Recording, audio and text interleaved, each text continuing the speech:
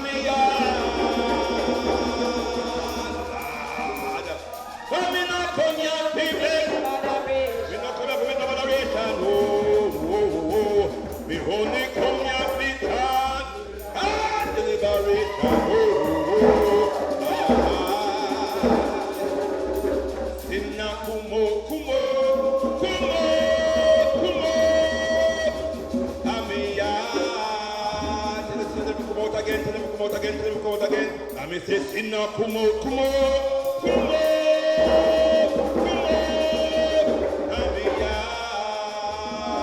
Run the sin of them, run the sin of them, run the sin of them. Sinna, come out, come out, come out, come out.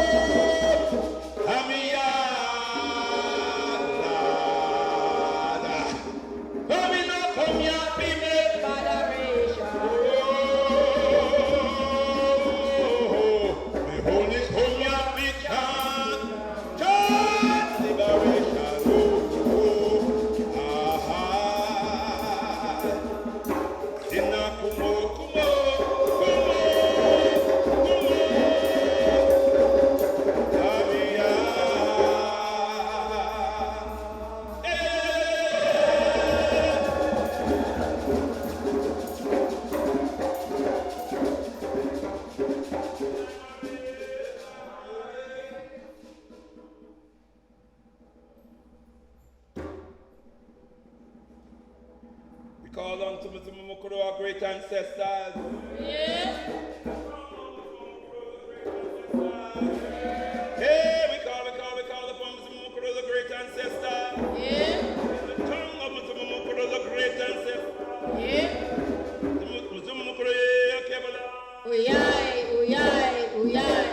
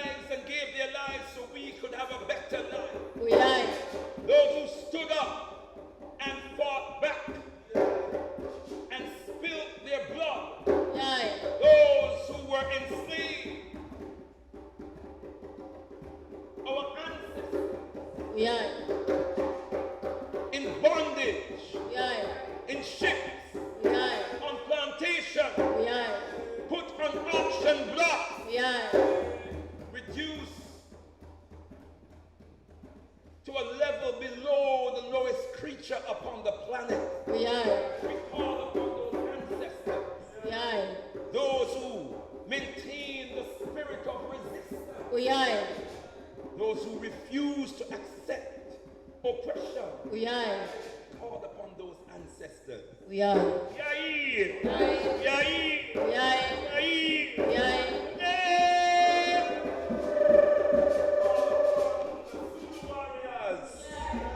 Osa warrior, Ndebele warrior, Shona warrior, Herero warrior, Nama warrior, Kikuyu warrior, Masai warrior, Congo warrior, Lingala warrior. We call upon the Yoruba warrior, the Ijao warrior, the Igbo warrior, the Ashanti warrior, Fante warrior, Ewe warrior, Ga warrior, the Oromo warrior, Tigre warrior, warriors of Sharpe, Soweto, Haiti, Palmares, Civil Rights warrior, Rastafari, Black Power warrior, Black Panther warrior,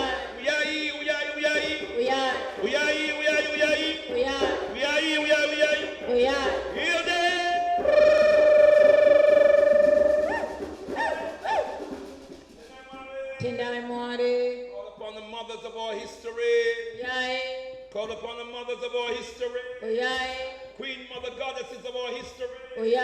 Those mothers of our history conceived and gave birth to generations and generations of powerful African nations. Call upon the mothers of our history and pray that the spirit of African womanhood, the authentic spirit of African womanhood, be restored unto the African woman in this time. We call upon Queen T, Amos Nepatar, Queen Nehanda, Queen Makeda, Queen Kaina. Call upon Queen Nani, Nandi. We call upon Queen Afrika Bantu. We heal our queen, our sister Nkechi Ode. Queen Mother Moore. Call upon Sister Jana.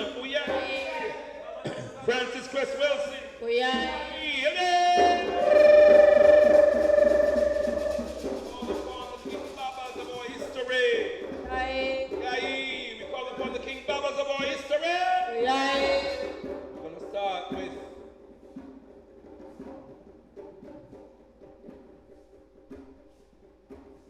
Spirit and mission child of the great prophet we hail today, as we await the narrative which will be delivered by Brother ShakaRa. We call upon the fathers of our history. We call upon thee, Spirit and mission child of the eminent prophet and king, His Excellency Marcus Mosiah Garvey. Papa Omawale Malcolm. Priest Lumumba. Dedan Kimati. Osache Kwame Nkrumah. Mwalimu Julius Nyerere. We called upon King Prempe. Nkamedin. We called upon Pianke, Kahaka, Shabaka, Yair, called upon Bookman Doti, called upon Makanda, Bossa, Flat, Paul Bogo, we called upon our brother Doogie. We call upon Walter Rodney. We call upon Maurice Bishop. We call upon our own elder brother, our big bro, Brother Gamba Kokai.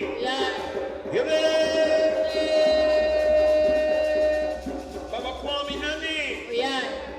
Nana Bonso. We are here.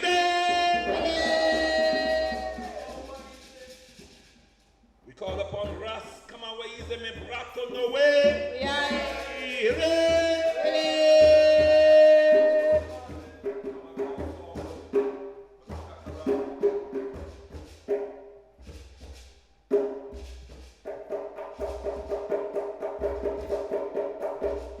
Tenamwade.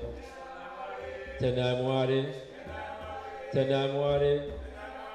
Garvey lives. Garvey lives. Garvey lives. Mosiah lives.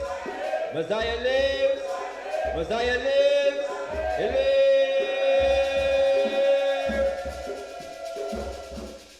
Tenamwade. We are about to repeat the narrative of the life and the legacy of the most eminent prophet and king, His Excellency Marcus Mosiah Garvey. We repeat the narrative every year without fail because we understand that we are a people of spirit. And as our spiritual mother, Mama Marimba Ani says, African life is replete with ritual. It is through our ritual that we relearn what it means to be an African. And so in the repetition of the narrative of the life and legacy of the most eminent prophet and king, His Excellency Marcus Mosiah Garvey, we are relearning what it takes to be an African. We are relearning what it means to be a warrior African. An African ready and willing to take on the challenges of what it needs and means to be an African in today's world. We are imbibing the spirit of all of our warrior ancestors, knowing that they continued a work and that work is unfinished today. And we have a responsibility to continue that work. But we can't continue that work if we don't know what the work was. And so through our ritual, we remind ourselves of the work. And we remind ourselves of the character that it takes, that we need to imbibe to complete the work. We are not here today, kings and queens, to engage in the vain worship of personality. But we are here unapologetically to engage in the veneration of the character of a great one of a great movement who came in the name of universal improvement of the African people of the world. And so when we say Mosiah, we understand that we are not just speaking about an individual man. We are speaking about the manifestation of the collective consciousness of African people. The collective consciousness of African people in the desire, the will to be free and liberated came to us and encapsulated itself in the person of the most eminent prophet and king, His Excellency Marcus Mosiah Garvey. Deep within the desire, the heart, the spirit of the African was the desire, the will to be liberated. And so when we carry that will in our mind, our body and our spirit, the manifestation of the most eminent prophet and king is inevitable. It must come. We needed a being with the skill and the craft to inspire us with the vision of African liberation. And so we are here to honor that spirit today, kings and queens. So we repeat the narrative, understanding the sojourn of our history, being trafficked from our motherland, Mama Africa, and being taken to some places that they call Jamaica, that they call San Domingo, but that we rename Haiti, that they call the United States of America, that they call St. Lucia, that they call Dominica, that they call Trinidad. And we understand that all the way through from the shores of our motherland to the Atlantic, through the Atlantic to the Americas, that we were continuing to fight, kings and queens. And in the spirit of that fight, there were some Africans who were never enslaved. Why? Because as soon as the ship hit the shore of the land in the Americas, they ran away and found themselves in the hills and the mountains and the gully. And those Africans became known as the Maroons. And we are made to understand that through the lineage of the father of the Most Eminent Prophet and King that the Most Eminent Prophet and King is a descendant of those maroon ancestors who fought the Spanish, who fought the British, and it was the Spanish that called them maroons. We understand that they are more properly called the Cromanti or the Yankunu. Cromanti or the Yankuno ancestors who continue to fight oppression, enslavement and colonization.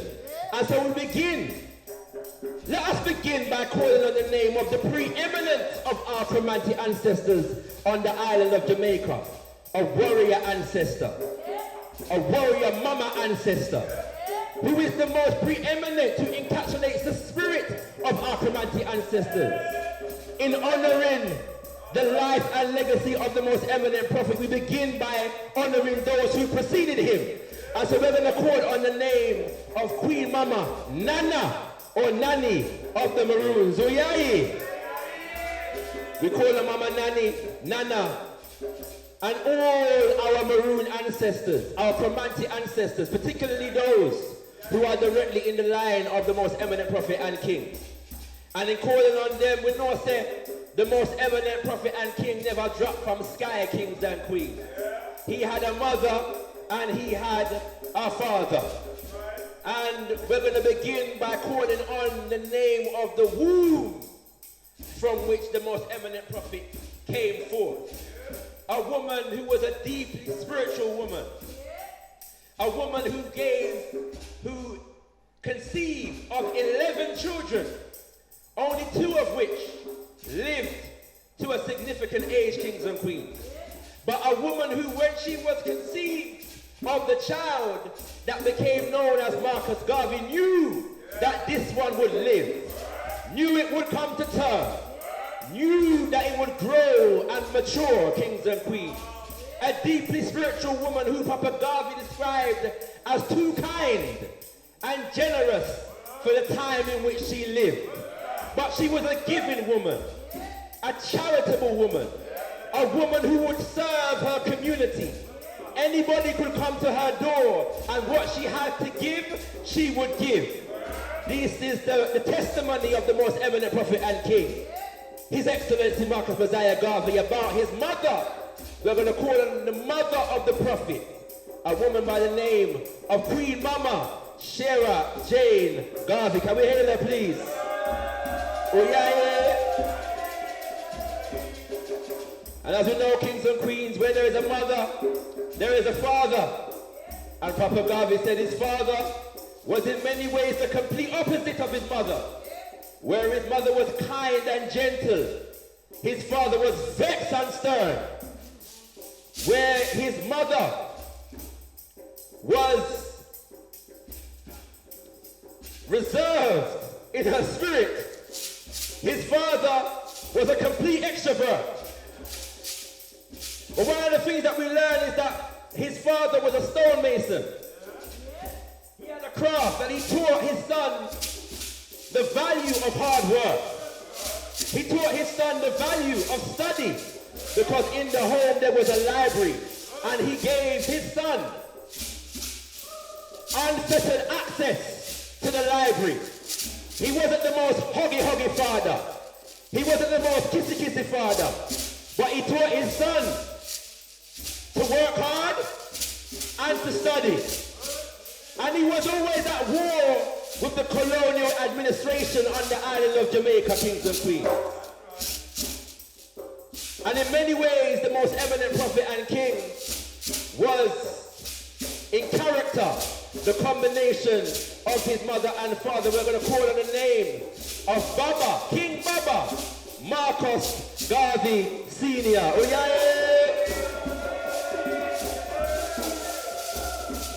As Papa Garvey would grow and mature, there were many others who were to inspire and to ensure that he was to fulfill the destiny of his Ori.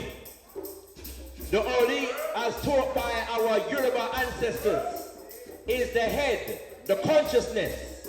And before we ascend to the earthly plane, we make a covenant with our Ori. We know what our destiny is here to fulfill. And so we have to honor those who contributed to developing the character of the Most Eminent Prophet King to ensure that the agreement that he made with his Ori could be fulfilled. And in doing so, we're going to first begin by calling on his big sister. One of the most valuable lessons that we learn about many of our greats, especially the men, is that they often have a big sister who is pertinent and very important in their life, kings and queens. When Papa Garvey came to the UK in the year 1912, he came to meet his big sister, who helped to finance his trip. When he was traveling throughout South and Central America, he was in part funded by his big sister in his travels. And so we're going to honor the name of Mama, Queen Mama, Indiana Garvey. Hello! Oh, yeah. There were two men on the island of Jamaica who were very instrumental to the development of our prophet. One was his uncle, who was a printer by trade and gave him the gift of the printing trade. He goes by the name of Mr. Alfred Burroughs. Oh, yeah. Then we have one of the godfathers of the movement that we know of as Pan-Africanism. A man who was one of the early anti-colonial freedom fighters. Me miss Muddy. Hold on there. Within Papa Garvey's personal lineage, we understand that one of his uncles, yes, was a part of the rebellion known as the Morant Bay Rebellion, led by a man by the name of Paul Bogle, in a parish by the name of St. Thomas, that they call the Forgotten Parish. Why they call it the Forgotten Parish? Because St. Thomas is where we preserve the Obia, and the Kumina, and the Voodoo in a St. Thomas. St. Thomas is where Leonard Percival Howell was born, founding father of Rastafari. I forget the name of the uncle, apologies. But we want to call him the ancestor Paul Bogle, and the uncle, paternal uncle of Papa Garvey, who took part in the protest and the demonstration that preceded the Morant Bay Rebellion, and also the Morant Bay Rebellion itself. Can we call him the ancestor Baba Paul Bogle? Oh, yeah? In the great line of divine Pan-African warriors, there's a man who started an organization called the National Club. And I've been very fond of saying that it is organization that produces leadership. One of the first incubator that cultivated the leadership potential of Papa Garvey in terms of organization was the National Club, an anti-colonial organization on the island of Jamaica. And it was led in part by a man by the name of Dr. Robert Love, who was connected with many Pan-Africanists throughout the world. He was connected with people like Baba Martin Delaney. He was connected with people like Baba Edward Wilmot Blyden. He was connected with people like J.E. Casely Hayford and Adelaide Casely Hayford. And Papa Garvey said this was the man who gave him much of his early education in race consciousness. We're going to call on the names of the ancestors who preceded Papa Garvey, beginning with Dr. Robert Love Oyayi, Baba Edward Wilmot Blyden Oyayi, Bishop Henry McNeil Turner Oyayi,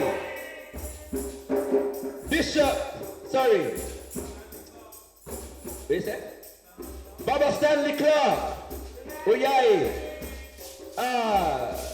Benito Sylvian, ancient great ancestors who preceded Papa Garvey and from whom he learned. Come in, says Baba John Redmond. But he's a contemporary. Yeah, we're going to come to him. 10-9 warning. To clarify, I'm dealing with the ancestors who preceded Papa Garvey. I didn't call Martin the lady, didn't I? Did I call Martin the lady? I must have. I can't forget Martin the lady. 10-9 warning. To clarify, I'm calling the ancestors who preceded Papa Garvey, but didn't necessarily organize with him. Baba John and Bruce was a part of the UNIA. I'm going to save him and come back to him. 10-9 warning. Everybody all right? So we get to the point where we have to remind ourselves of the making of Mosiah. The making of Mosiah. Papa Garvey, knowing, learning, and studying of the conditions of his people, decides that he wants to do some first-hand research. He wants to go and see and visualize our people where we are, everywhere we are. And he begins by traveling to South and Central America, to places like Panama and Costa Rica and Cuba. And as he said, studying the condition of our people. And he recognizes and realizes that we are in a very degraded and destitute and colonial condition. He begins working, as many of us did during that time, in various industries, particularly in agriculture and mining. And while he's in Costa Rica, he's working in a mine for a mining corporation. And the working conditions of the people are poor. The pay of the people is poor. And so the people begin to organize to start a strike.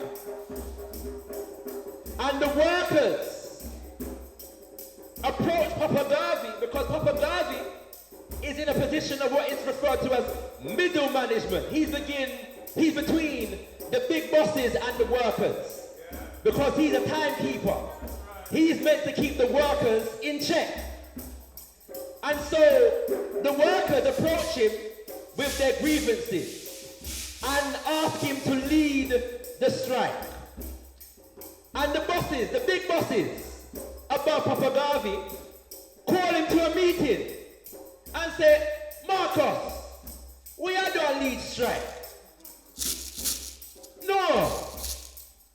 We have this for you and that for you and this for you.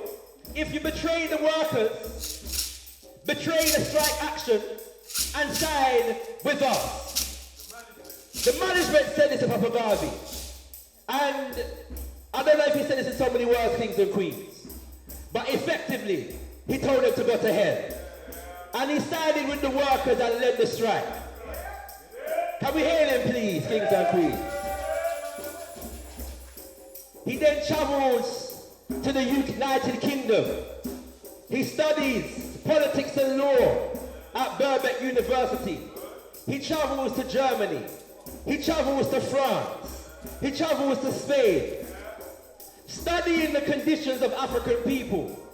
He learns from seamen who work on the docks of the condition of Africans on the continent. He's learning about the conditions in Liberia and in what was then called the Gold Coast and the Ivory Coast and the so-called Union of South Africa. He's learning from brothers and sisters from the continent about the continent. He studies up from slavery by Booker T. Washington and learns of the conditions of Africans in America, the United States of America, that criminal settler colony built upon the genocide committed against the indigenous people and the enslavement of our ancestors. And he said he asked himself,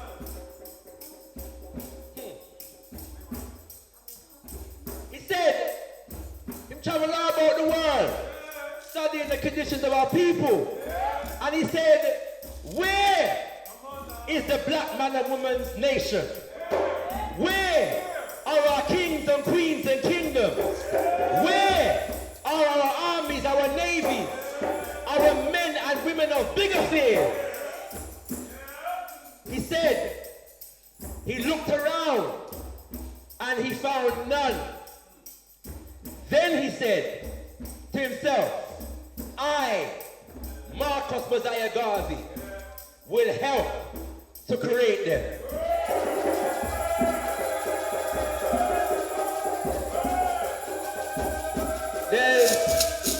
There's two key words in the statement, kings and queens. The first one is I.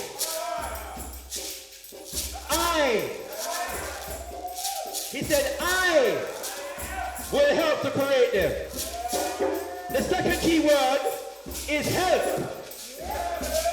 We miss that one sometimes, kings and queens.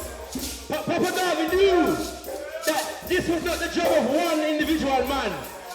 He said, I will help to create them. So really the I was really I and I.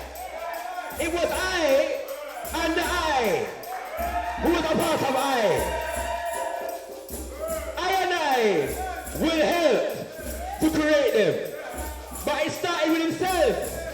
He made an observation and realized that based upon his observation, he had an obligation. And so based upon that, kings and queens, the vision of the Universal Legal Improvement Association and the African Communities League of the World was found. He arrives back in Jamaica to found the association. And one of the first members is a great African woman. A great African woman by the name of Queen Mama Akuswa Bwahema. Akuswa Bwahema, also known as Queen Mama Amy Ashwood Garvey.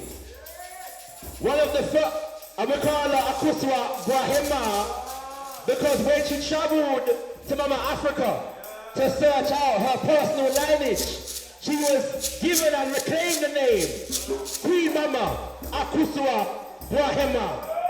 We must call that name more often, kings and queens. But she became the first leader of the women's division of the UNIA-ACL, its first secretary, and her family, in her family home, is where many of the first meetings of the UNIA-ACL was held. Can we honor the name of Queen Mama Akuswa Bwahema, Amy Ashwood Garvey? Oyaye! Hello!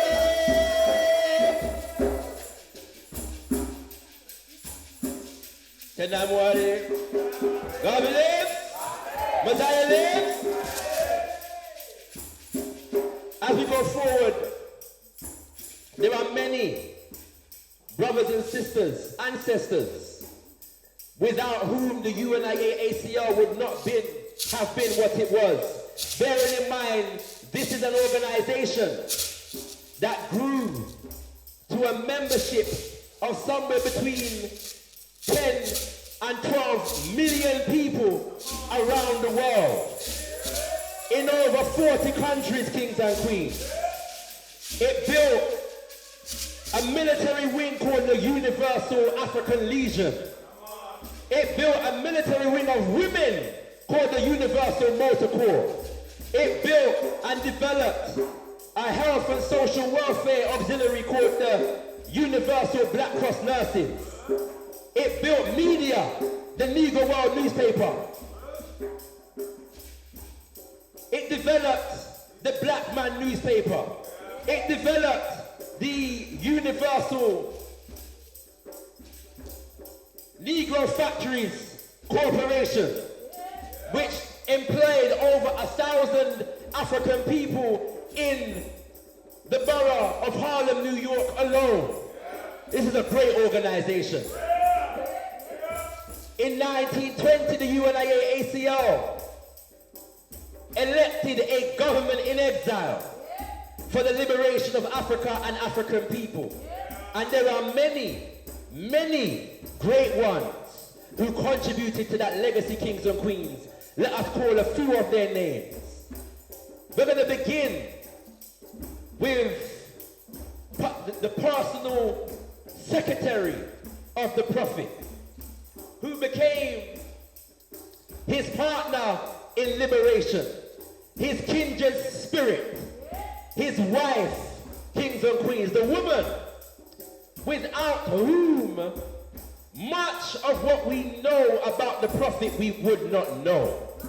The woman who kept the files, the woman who organized the secretarial duties of the UNIA, the woman who founded the page in the Negro World newspaper, Our Women and What They Think. She was among the preeminent organizers of the UNIA ACL and the preeminent protector, preserver, and defender of the life and legacy of Papa Garvey and the UNIA ACL after the passing of Papa Garvey, kings and queens. We need to know more about the life of this woman. And in saying that, can we give thanks for Queen Mama Nzinga Asata for her book, The Women of the Garvey Movement, whereby she reproduces and publishes many of her essays, kings and queens. This is the woman through whom the legacy of Papa Garvey was preserved in life as she gave birth to 2 children. We're going to call their names a little bit later on, but for now, let us honor and call the name of Queen Mama Amy Jakes Garvey. Oh, yeah.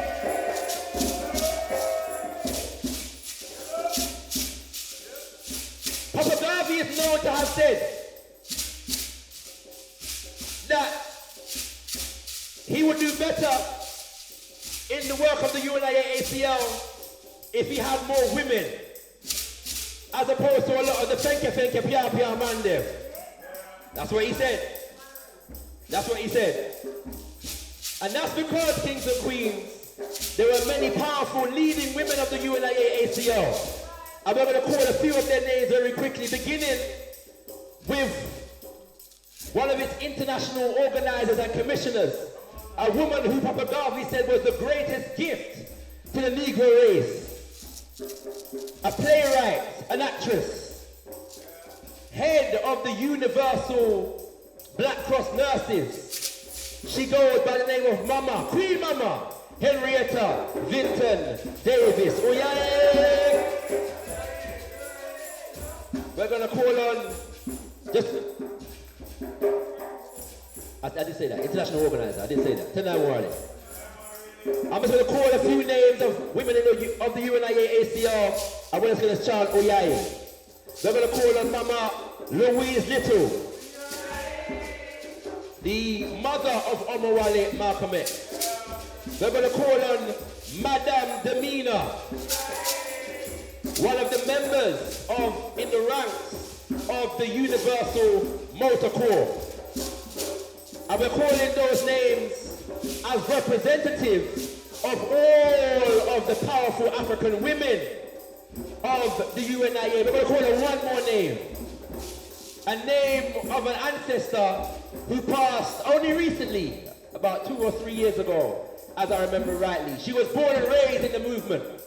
In fact, she says that she was born during the International Convention of the UNIA ACL of 1922. And her mother was in the gathering and water broke in the middle of the convention.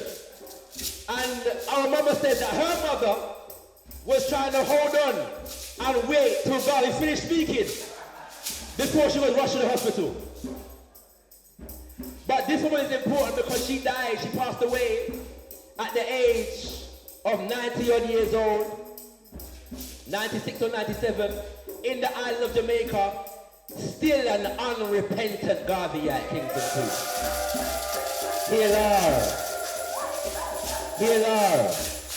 Did you get the opportunity to meet Mama? Brother Leader had the opportunity to meet Queen Mama Mariam Samad. Oh yeah, yeah. One more. Another ancestor who joined the movement at 17 years old and also passed away in her 90s, still an unrepentant Garveyite. She is often referred to as the mother of the reparations movement, kings and queens. She goes by the name of Queen Mama, Queen Mother Moore. Oh yeah, yeah? Now I know what Papa Garvey said, but there were many strong, purposeful, worthy African men in the UNIA ACL Kings and Queens. And we're going to begin by calling on the name of one of Papa Garvey's inspirers, who became one of the key organizers of the UNIA ACL in the time of Papa Garvey. He was a Jegna, one of the inspirers of Papa Garvey. He was a teacher to Papa Garvey. When we talk about the Liberia program of the UNIA ACL and the connections with the motherland, it was this ancestor through whom a lot of those connections were made. When there were attacks against Papa Garvey and the UNIA ACL, it was the pen of this ancestor, along with others, who was most vociferous in defense of our nation in the making. This is a man who was honored as a supreme commander of the Order of the Nile. He goes by the name of Baba John Edward Bruce. Oh yeah, also known as Grit, because he was a bad man, you know, rough and tough. He's known as Grit. We'll call the name of one of the King Babas of the UNIA ACL to represent all of the powerful King Babas of the UNIA ACL, an ancestor who was responsible for leading one of the delegations that the UNIA ACL sent to Liberia when they were beginning the nation-building effort on the continent of Africa. This man led one of the delegations in the year 1924 to Liberia. He is the author of a poem by the name of When You Meet a Member of the Ku Klux Klan. A very good poem, kings and queens. We all need to read it. And if I remember rightly, he says, when you meet a member of the Ku Klux Klan, stand firm and hit him like a natural man. And he instructs us to call on our wife and children to see us go to work. This man, a very key member of the UNIA Kings and Queens, and his story touches me. You know why? Because when he was on his way back from the trip to Liberia, he contracted pneumonia and he passed away on the ship with the delegation of Kings and Queens. And his life story is, to me, a lesson in terms of the sacrifice of our people. That we have to look at the story of the UNIA ACL beyond just the name Marcus Garvey and Amy J. Garvey. Millions of people sacrificed for this. And all of their names are worthy of mentioning, are worthy of remembering, are worthy of pouring libation to kings and queens. We're going to call on the name of Baba Robert L. Poston.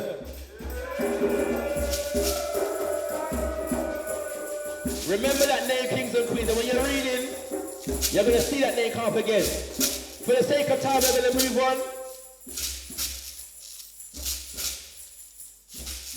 As far as the ranks of the UNIA ACL are concerned, there are many president generals. And little as we know, there is in fact an unbroken line of leadership from Papa Garvey until now. We're not going to call on all of the names of the president generals. Some of them are still living. But to represent all the President Generals, I'm going to call on the name of two. The first is a graduate of the second school of African philosophy convened by Papa Garvey between the years 1937 and 1940 when he passed away. The School of African Philosophy was convened to train the new leadership that would follow Papa Garvey himself. And I believe this Baba was the top graduate of the school. And when he was called to the school, he says he had a bit of an arrogance about him. He said he was organizing in Papa Garvey for how much years? He didn't know what else Garvey have left for teaching. And apparently Papa Garvey said to him, Charles, you think you know, but you don't know. Why? Because I haven't taught you. And so he humbled himself and entered the school, and he became the top graduate for that cadre of the course. He went on to become President General of the UNIA-ACL. He was the President General when the book Message to the People was published by Baba Tony Martin. And if you look in the book, you will see that he wrote the introduction. The reason why I'm calling his name in particular is because he traveled and visited the UK in the year 1983, was it? 84, or somewhere around there. But he visited us in the UK, Kings and Queens. He is the teacher of another President General of the UNIA-ACL, Baba Senghor Jawara Mbaye, through whom we facilitated our reconnection with the UNIA-ACL. And in fact, I'll tell you something. Baba Senghor Jawara Mbaye is a graduate of the course of African philosophy through Charles L. James. I am a graduate of the course of African philosophy through Baba Senghor Jawara Mbaye. So we give thanks. Send that worry. But we're going to call on the ancestor Baba Charles L. James. Oh yeah. Send that worry. The second President General that I'm going to call on happens to be the eldest son of the Prophet, who passed away only last year, Kings and Queens. A man who we were scheduled to bring into the country in the year 2004 before hearing that he had come down with Alzheimer's. He came down with Alzheimer's whilst he was the President General of the UNIA-ACL, Kings and Queens. An unrepentant Garveyite who dedicated himself to preserving and continuing the work of his father. And one of the reasons why we have a UNIA-ACL today is because he humbled himself to the elders that were taught by his father. And they put him forward as the leader of the organization. There are many messages of him on YouTube today, one of which he was accompanied by Baba John Henry Clark, who was ministering on the life and legacy of Papa Garvey. I encourage you to watch it because you'll see a snippet of the UNIA-ACL in action during the 1990s. But let us honor the name of a man who was an engineer by trade, a brilliant African, and also an educator. He goes by the name of Marcus Garvey Jr. In saying that, we're going to honor the second son of Papa Garvey, Baba Julius Garvey. We're not going to pour libation to him because he's still here on the earthly plane. But just honor the second son of Papa Garvey, Baba Julius Garvey. You live?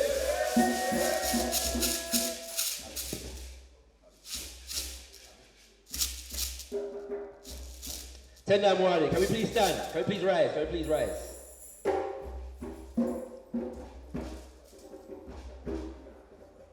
Tendai Mwari. One more name we're going to call before we call on the name of the Prophet himself. we always have to remember the family, yeah? I saw a picture recently of Baba Walter Rodney alongside his wife and their 2 children. One of the things that we forget about our great revolutionary leaders is that them is somebody, son or daughter, wife, yeah, papa, uncle, auntie, and so on and so forth. I saw a picture of Walter Rodney, his wife and 2 children. And we can forget that Papa Garvey had a family. And so his big sister, Mama Indiana, had a daughter who was also instrumental to preserving his legacy, but particularly in relation to the family itself. And so we're going to pour libation to Mama Ruth Prescott. Uyaye? Tenamwadi. So as we conclude and approach the conclusion of our libation in the narrative Kings and Queens, we remind ourselves of the words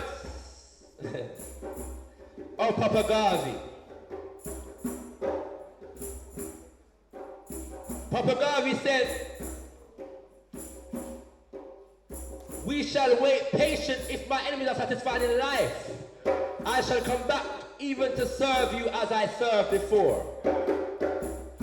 He said, "We shall wait patiently for 200 years, if need be, to face our enemies through our posterity." What's posterity?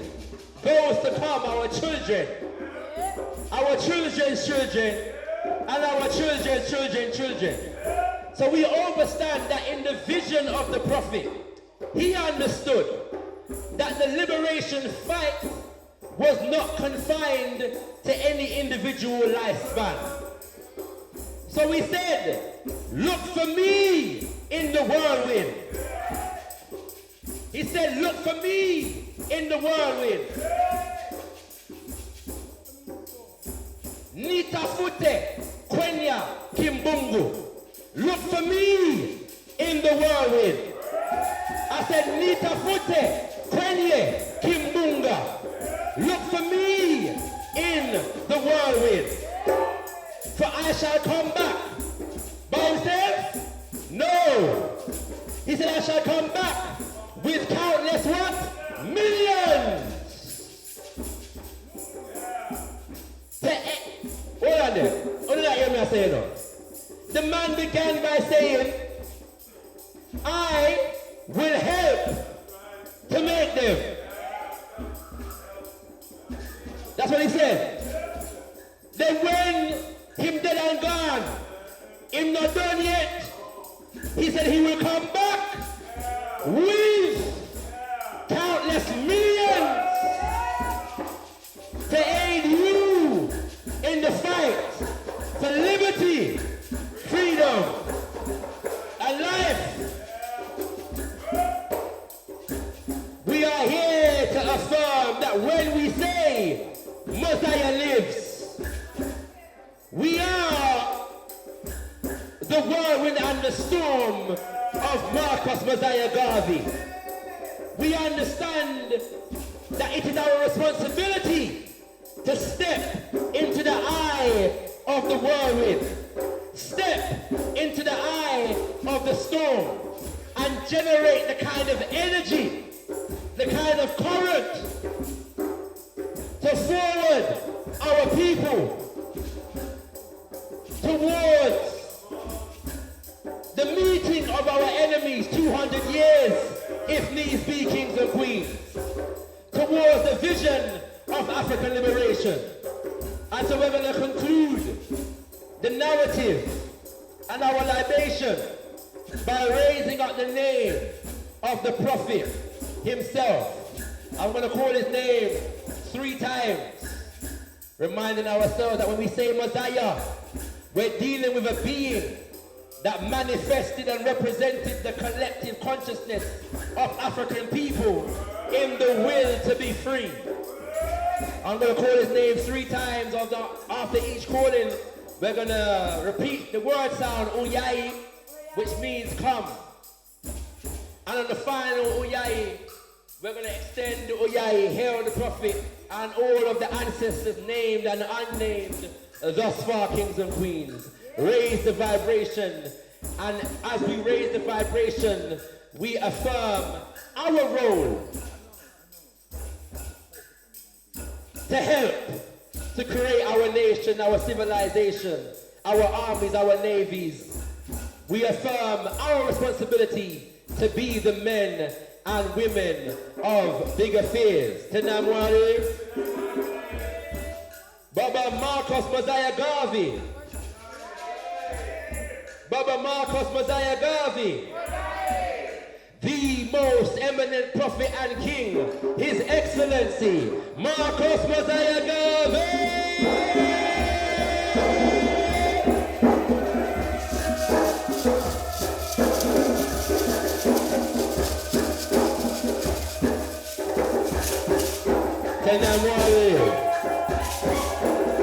Garvey lives! Garvey lives! Mosiah lives! Mosiah lives! Mosiah lives!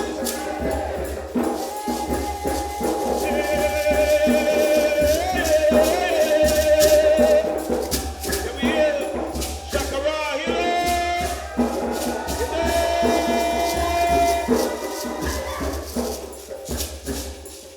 Garvey lives!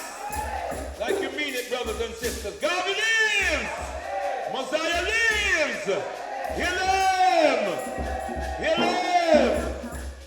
Tonight, Mary, as we conclude the pouring of our libation and the utterance of the narrative of the life, the legacy, the indomitable spirit, as we evoke the indomitable spirit of the Most Eminent Prophet and King, His Excellency Marcus Mosiah Garvey, we heal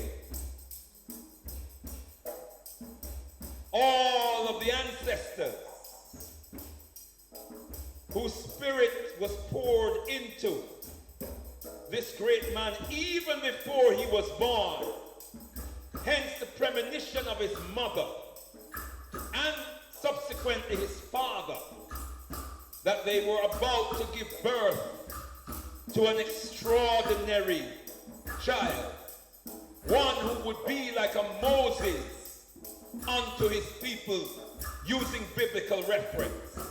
And we, as we stand here, are the recipients of that powerful, colossal legacy. The question is, what will we do with it? What will we do with it? Let us, as we continue in our posture of reverence before our sacred shrine, let us commune with our ancestors.